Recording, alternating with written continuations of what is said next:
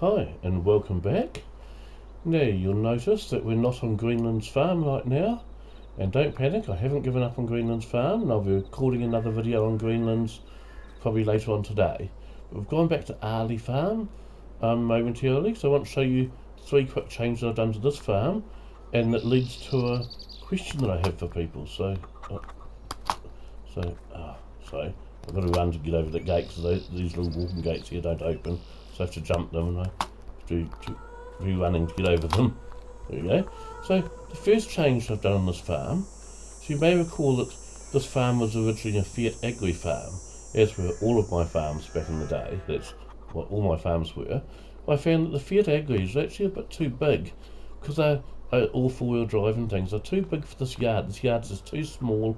I was constantly getting it caught on fences and walls and things. So I've decided to, and of course my Greenland's farm is a Aghalee Farm. I want that one to stay as a Aghalee Farm, because that's what it was originally when I put a million trillion hours on that game, so I want to keep it as that. But this one, I've changed it to a Massey Ferguson farm. So it's now got the 698T in 2-wheel drive form as the big tractor on the farm, but as you can see it's not very big, so it does manage the small yard okay. And then it's got the Massey 135 as the small tractor. So the 135 and the 698T are the 2 tracks on this farm, and so that was the first change I've made, is to change it from a Aghalee Farm to a Massey Ferguson farm, just because the yard size was what made me change that. So it means that I've now got a Massey Ferguson farm, a Ford farm and a Aghalee Farm. Then the other 2 changes I'll show you, we'll have to jump on a vehicle to show you those. And then I'll show you why I've loaded this farm. Well, I loaded it partly to show you the 2 changes I've made. So we'll just jump on one of these motorbikes. Let's go. Come on.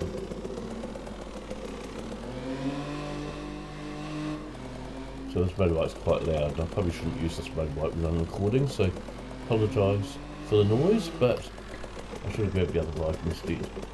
Okay, so if we stop here, so you may recall that when we were last on this farm, I told you all how, with this gate here, with the big stone pillars either side of it, I thought it looked like a gate that was far more important than just a gate that was leading to a paddock.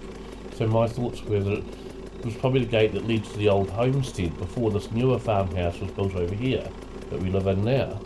And I've been looking for some old stone ruins of a farmhouse to put in there, and couldn't find one, but what I have found instead, I'll show you now, is this old wooden ruins. Now, I would have preferred stone ruins, because I think a stone farmhouse would have been more in keeping with the actual farm, but since I couldn't find one, I've gone with these old wooden house ruins here. So this old wooden ruins is now the remains of the old farm homestead, which has now been replaced by this more modern house over here, which you can just see through the hedge there.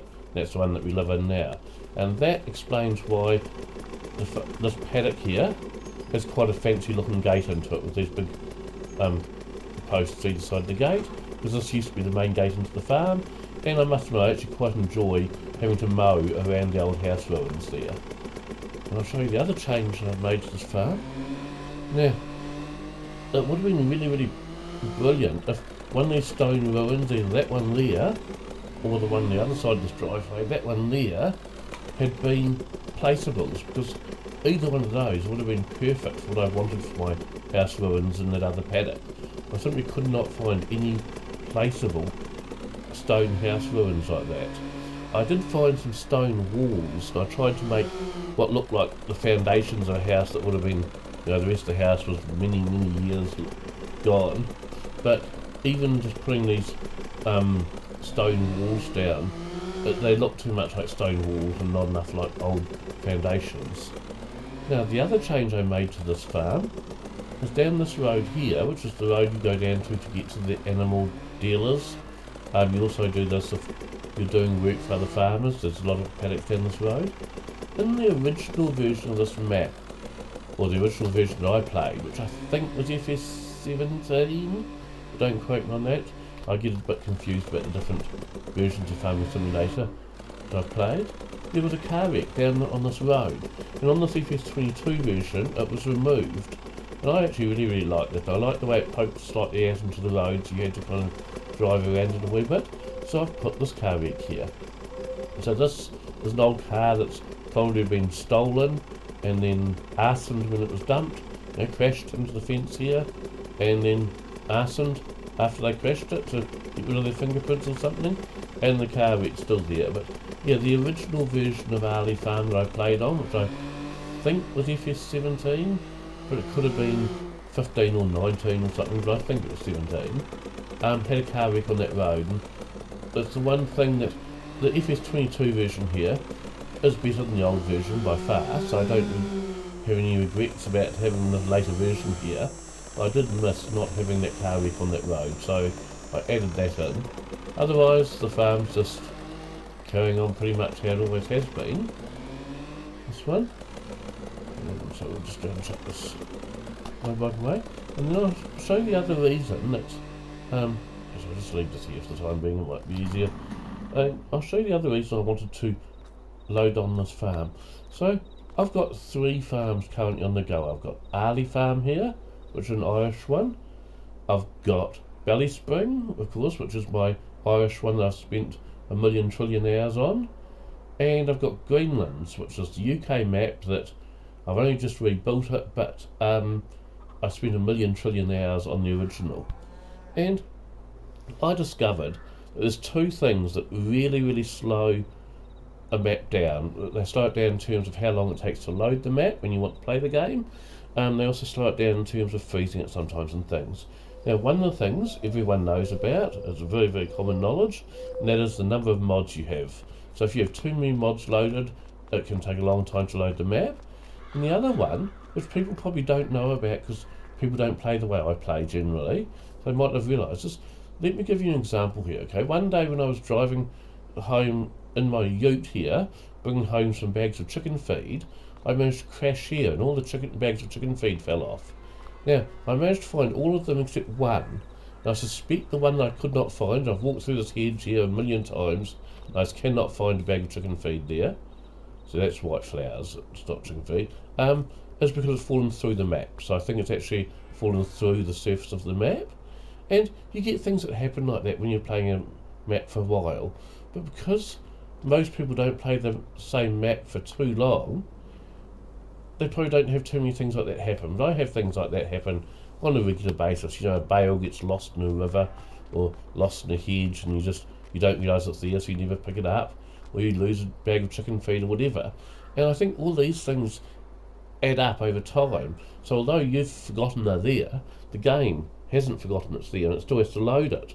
And therefore, when you're playing the same map for a very long time, it starts to slow down and it can take a very long time to load. I know that my Ballyspring map probably takes about 4 minutes to load nowadays, and it's because I've been playing it for so long that it's just, there's lots of little things like that that the game's got to remember and the game's got to load, even though you've long forgotten it. You know, if I restarted the Ballyspring, which I'm not going to do, but if I did and started it with a fresh game save, then it would probably load very quickly again. Okay, but so if I quit this, I'll show you what I've done to get around the the too many mods problem.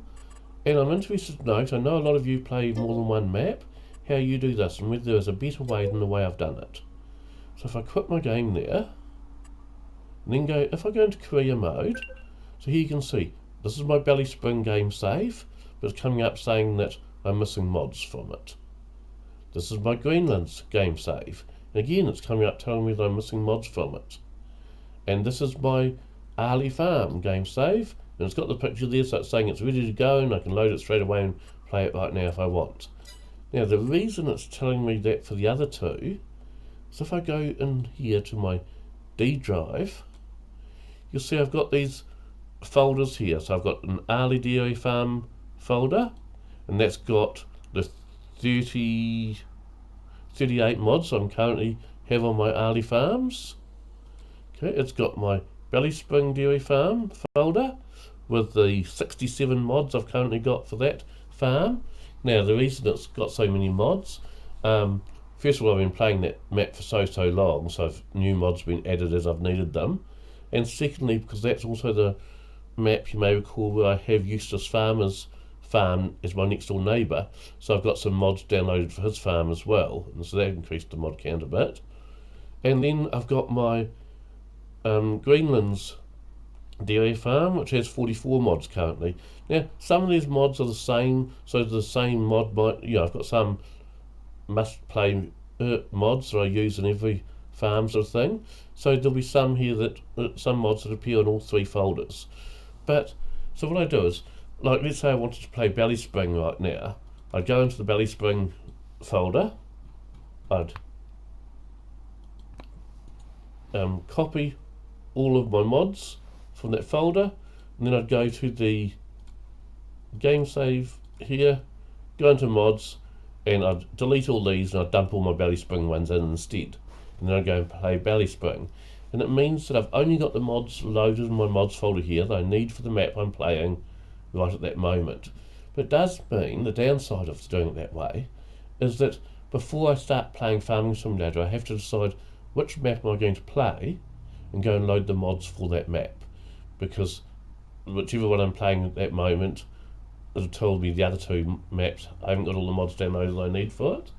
So I'm just wondering, I'm curious to know, is that how other people do it when they have multi-maps on the go at once? Or how do they do it? Because I'm trying to avoid having all the mods loaded that I need for all of the game saves that I have, which is only 3 currently, but there will be more, probably at some point. As I said, it used to only ever be 1.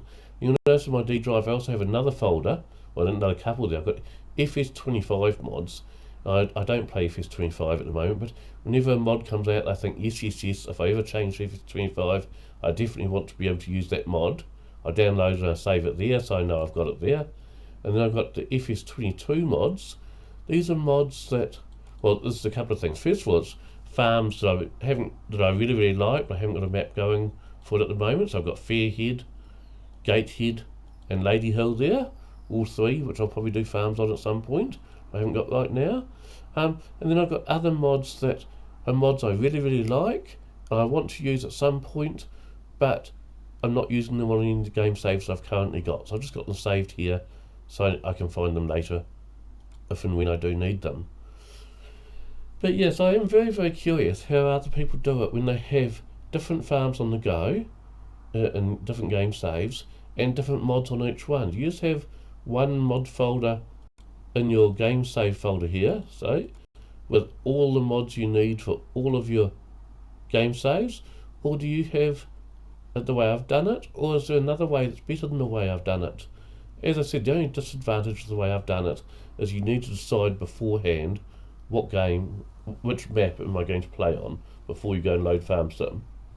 Okay, well, hope to hear some replies from you, and we'll be back on Greenland's farm later on today. Thanks. Bye.